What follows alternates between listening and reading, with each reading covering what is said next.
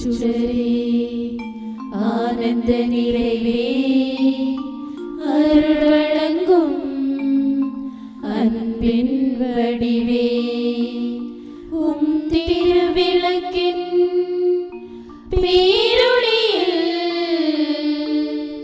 M சிறு விளக்கையும் ஏற்றுக்கொள்வாய்.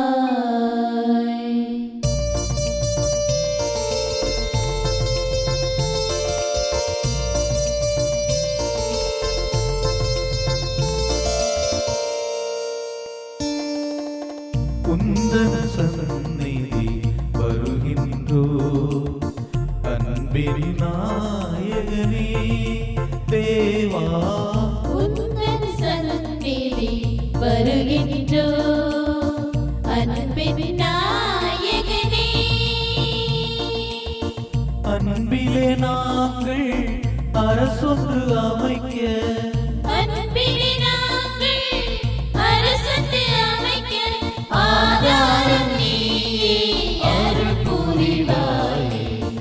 உந்தன சந்நிதி வருகின்றோ, அன்பின் நாயகனே.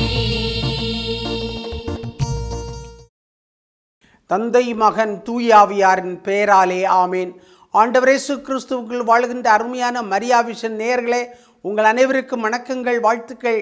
ஆண்டினுடைய பொதுக்காலம் 17வது ஞாயிற்றுக்கிழமையில் நாம் இருந்து கொண்டிருக்கின்றோம். ஆண்டினுடைய பொதுக்காலம் 17வது ஞாயிற்றுக்கிழமையில் அருமையான ஒரு சிந்தனை ஆண்டவர் கொடுக்கிறார். இன்றைய உலகத்திற்கு மிக மிக தேவையான ஒன்று, உலக மக்களுக்கு தேவையான ஒன்று, எல்லோரும் ஏங்கிக் கொண்டிருக்கக்கூடிய ஒன்று, எல்லோருக்கும் பொதுவான ஒன்று. அதுதான் பகிர்தலே புதுமை என்று சொல்லக்கூடிய சிந்தனையில் ஆண்டவர் நற்செய்தியின் வழியாக கொடுக்கக்கூடிய செய்தியாக இருக்கிறார். பகிர்தல் தான் புதுமை. நவீன புதுமைகள் பலவற்றை பார்க்கிறோம், ஆனால் பகிர்தல் தான் மிக முக்கியமான புதுமை என்பதை ஆண்டவர் நற்செய்தியின் வழியாக சொல்லுகிறார். நற்செய்தியானது யோவான் நற்செய்தியிலிருந்து எடுக்கப்பட்டிருக்கிறது. பிரிவு 6 1 முதல் 15 வரை உள்ள இறை வார்த்தைகள். அக்காலத்தில் இயேசு கலிலேயா கடலை கடந்து மறுகரைக்கு சென்றார். அதற்கு திபேரிய கடல் என்றும் பெயர் உண்டு. உடல்நலமற்றோருக்கு அவர் செய்து வரும் அருமடையாளங்களை கண்டு மக்கள் பெருந்திரளாய் அவரை பின்தொடர்ந்தனர். இயேசு மலைமேல் ஏறி தம் சீடரோடு அமர்ந்தார். யூதருடைய பாஸ்கா விழா அண்மையில் நிகழவிருந்தது. இயேசு நிமிர்ந்து பார்த்து மக்கள் பெருந்திரளாய் அவரிடம் வருவதைக் கண்டு, இவர்கள் உண்பதற்கு நாம் எங்கிருந்து அப்பம் வாங்கலாம் என்று பிலிப்பிடம் கேட்டார். தாம் செய்யப்போவதை அறிந்திருந்தும் அவரை சோதிப்பதற்காகவே இக்கேள்வியை கேட்டார். பிலிப்பு மறுமொழியாக, 200 தெனாரியத்திற்கு அப்பம் வாங்கினாலும் ஆளுக்கு ஒரு சிறிது உண்டும் கிடைக்காதே என்றார். அவருடைய சீடரில் ஒருவரும் சீமோன் பேதுருவின் சகோதரருமான அந்திரேயா, இங்கே சிறுவன் ஒருவன் இருக்கிறான், அவனிடம் 5 வார்க்கோதுமை அப்பங்களும் 2 மீன்களும் உள்ளன, ஆனால் இத்தனை பேருக்கு இவை எப்படி போதும் என்றார். இயேசு, மக்களை அமரச் செய்யுங்கள் என்றார். அப்பகுதி முழுவதும் புல்தரையாயிருந்தது. அமர்ந்திருந்த ஆண்களின் எண்ணிக்கை ஏறக்குறைய 5000.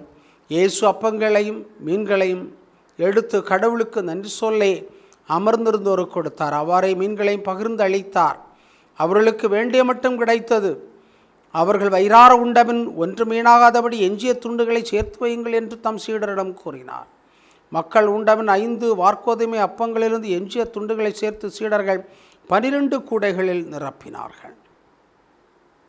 இயேசு செய்த இந்த அரும் அடையாளத்தை கண்ட மக்கள், உலகிற்கு வர இருந்த இறைவாக்கினர் உண்மையில் இவரே என்றார்கள். அவர்கள் வந்து தம்மை பிடித்து கொண்டு போய் அரசராக்கப் போகிறார்கள் என்பதை உணர்ந்த இயேசு மீண்டும் தனியாய் மலைக்கு சென்றார். கிறிஸ்து வழங்கும் நற்செய்தி. கிறிஸ்துவே உமக்கு புகழ். ஆண்டவர் இயேசு கிறிஸ்துவில் அன்புக்குரிய என் சகோதர சகோதரிகளே, ஆண்டவருக்கு நன்றி சொல்லுவோம். அருமையான ஒரு தத்துவத்தை இன்று ஆண்டவர் கொடுக்கிறார். பகிர்தல் தான் புதுமை என்று சொல்லக்கூடிய அறிவியல் வளர்ச்சியில், அறிவின் வளர்ச்சியில், கண்டுபிடிப்புகளின் வளர்ச்சி, நிறைய புதுமைகள் உலகத்தில் புகுந்து கொண்டே இருக்கின்றன. சூரியனை பிளந்து பார்க்க வேண்டும், நிலவை தொட்டு பார்க்க வேண்டும், அங்கிருந்து ஆய்வு செய்ய வேண்டும் என்றெல்லாம் மனிதர்கள் சிந்திக்கின்றார்கள். நல்லதுதான். ஆனால் ஆண்டவர் நமக்கு கொடுக்கின்ற செய்தியானது இன்று பகிர்தல் தான் பெரிய புதுமை என்பது ஆகும். நடிகர்கள் பலர் பல்வேறு வாழ்க்கை முறையை கையாளுகின்றார்கள். நமக்கு நன்றாக தெரியும். அமெரிக்காவினுடைய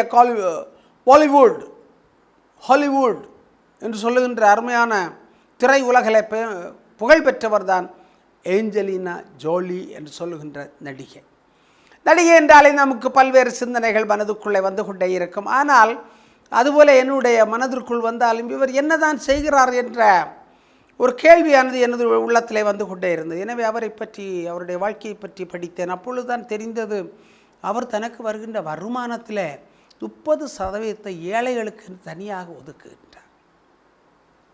இந்த ஒதுக்குதல் என்று சொல்லக்கூடியது மேலோட்டமான சமூக பணிகளை செய்வதற்காக அல்ல, கல்வி கொடுப்பதற்காக. ஆப்பிரிக்காவில் இருக்கக்கூடிய குழந்தைகளுக்கு கல்வி கொடுப்பதற்காக பல்வேறு கல்வி நிலையங்களை, பள்ளிக்கூடங்களை உருவாக்கியிருக்கிறார்.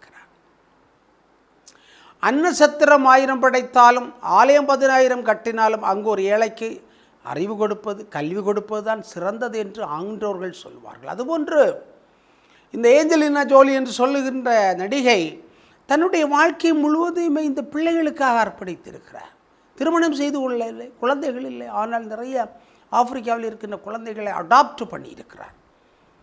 அவர்களை தத்தெடுத்திருக்கிறார். அவருடைய தாயாக இருந்து செயல்பட்டுகிறார். அவளுக்கு கல்வி கொடுக்கிறார், உணவு, உடை எல்லாவற்றையும் கொடுத்து தன்னுடைய வருமானத்திலே கணிசமான ஒரு தொகையை இந்த பிள்ளைகளுக்காக பகிர்ந்து கொடுக்கிறார். எனவே அருமையான ஒரு பகலவன் போல இந்த ஆப்பிரிக்காவில் இருக்கின்ற ஏழை குழந்தைகளுக்கு ஏஞ்சலினா ஜோலி இருக்கின்றார்.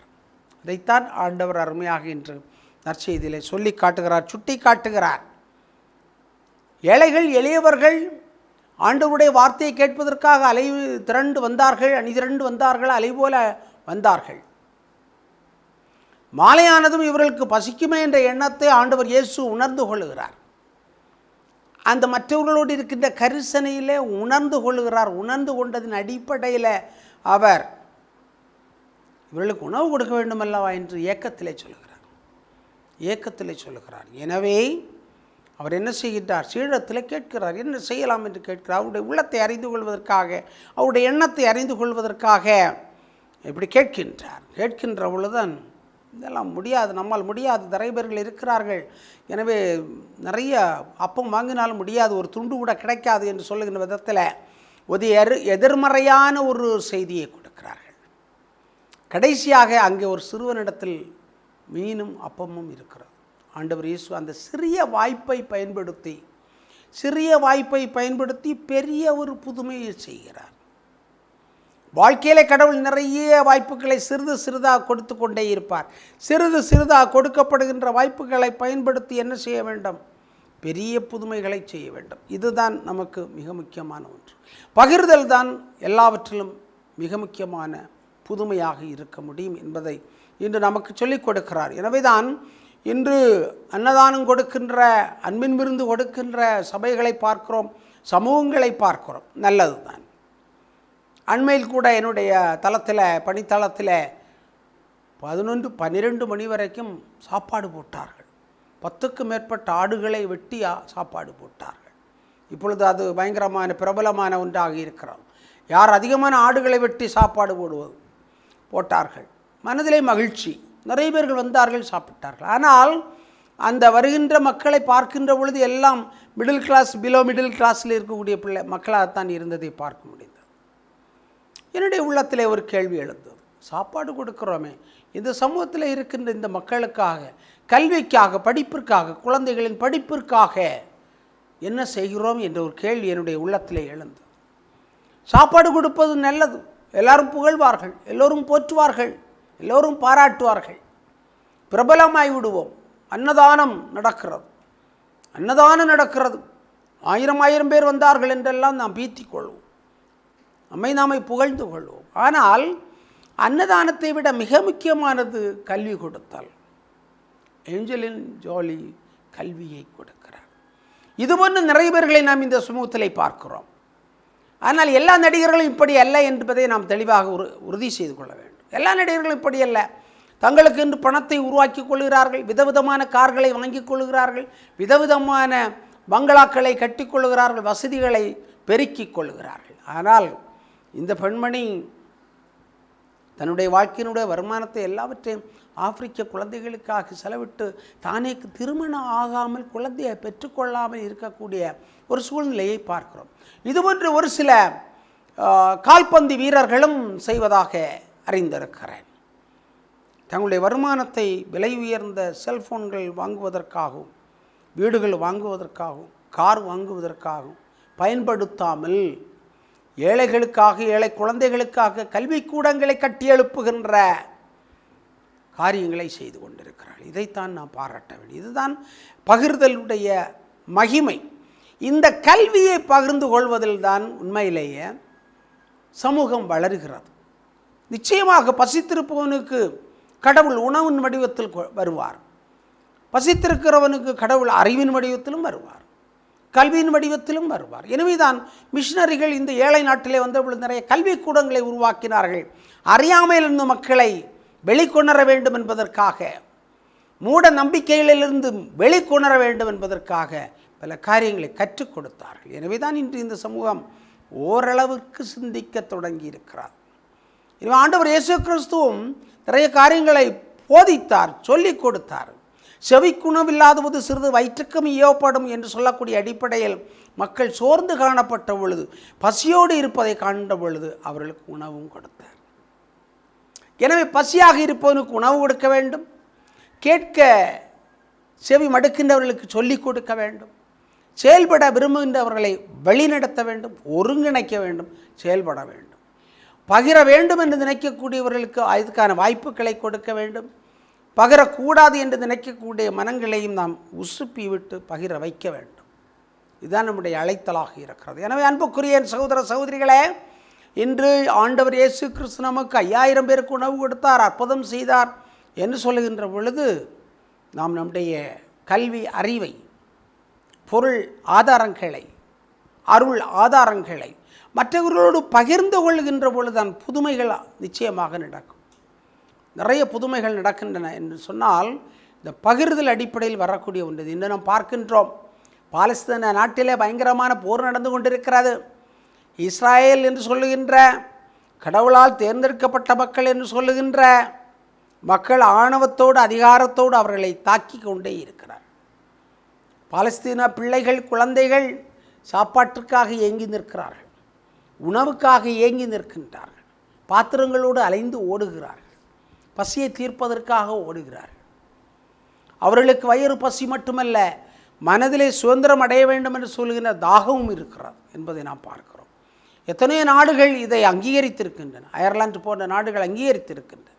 ஆனாலும் இஸ்ராயேல் மக்களுக்கு, அந்த இஸ்ராயேலில் இருக்கக்கூடிய மக்களுக்கு இரக்கம் வரவில்லையே. ஆண்டவர் இயேசு கிறிஸ்துவை போற்றுகின்றவர்கள், புகழுகின்றவர்கள், தேர்ந்தெடுக்கப்பட்ட மக்கள் என்று சொல்லுகின்ற மக்கள் இரக்கமில்லாத அரக்கர்களாக இருப்பதை நாம் பார்க்கின்றோம்.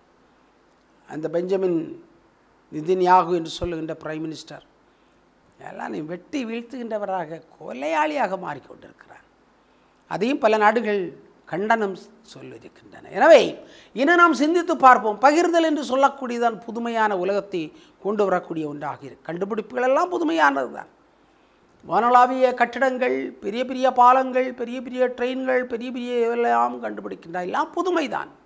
ஆனால் புதிய சமூகம், புதிய மனிதம் என்று சொல்லக்கூடியது பகிர்தல் தான் வர முடியும். சூரியன் தனக்காக ஒளி வீசுவதில்லை, மரங்கள் தங்களுடைய விதங்களை தானே, பழங்களை தானே சாப்பிடுவதில்லை, நதிகள் தங்களுடைய தண்ணீரை தாங்களே குடிப்பதில்லை. அதுபோல திருத்தந்தை சொல்லுகிறார், நாம் பிறருடைய மகிழ்ச்சிக்காக வாழ வேண்டும், நம்முடைய மகிழ்ச்சிக்காக வாழ வேண்டும். நம்முடைய மகிழ்ச்சிக்காக வாழ்வது நல்லதுதான். ஆனால் நம்மால் பிறர் மகிழ்ச்சியாக இருக்கிறார்கள் என்று சொன்னால் அதுதான் மிகச்சிறந்தது என்று திருத்தந்தை நமக்கு நினைவுபடுத்துகிறார். எனவே அன்புக்குரிய என் சகோதர சகோதரிகளே, பகிர்தலை புதுமையாக கொண்டு, பகிர்தலையை அன்பாக கொண்டு, பகிர்தலையை மனிதமாக கொண்டு, பகிர்தலையை பாராட்டுவதற்குரிய ஒன்று என்று சிந்தித்து, மேன்மையானது என்று சிந்தித்து பகிர்தலை புதுமையாக்குவோம், புதுமையான சமூகத்தை உருவாக்குவோம். எங்களை எல்லாம் பாசத்தோடு படைத்து பராமரித்து வருகின்ற எங்கள் நல்ல தந்தை இறைவா, இந்த கால வேளையில் நாங்கள் உமக்காக நன்றி செலுத்துகின்றோம். எங்களுக்கு நீர் கொடுத்திருக்கின்ற கொடைகளை எல்லாம் நாங்கள் பகிர்ந்து கொண்டு, குறிப்பாக உடைகள், கொடைகள், உணவு, அருள் வாழ்வு, பொருள் வாழ்வு எல்லாவற்றையும் பகிர்ந்து கொண்டு சமத்துவமான ஒரு சமுதாயத்தை உருவாக்குவதற்கான எழுச்சியோடு செயல்பட வேண்டிய ஆற்றலை தாரும். ஆமென். தந்தை, மகன், தூயாவியாரின் பெயராலே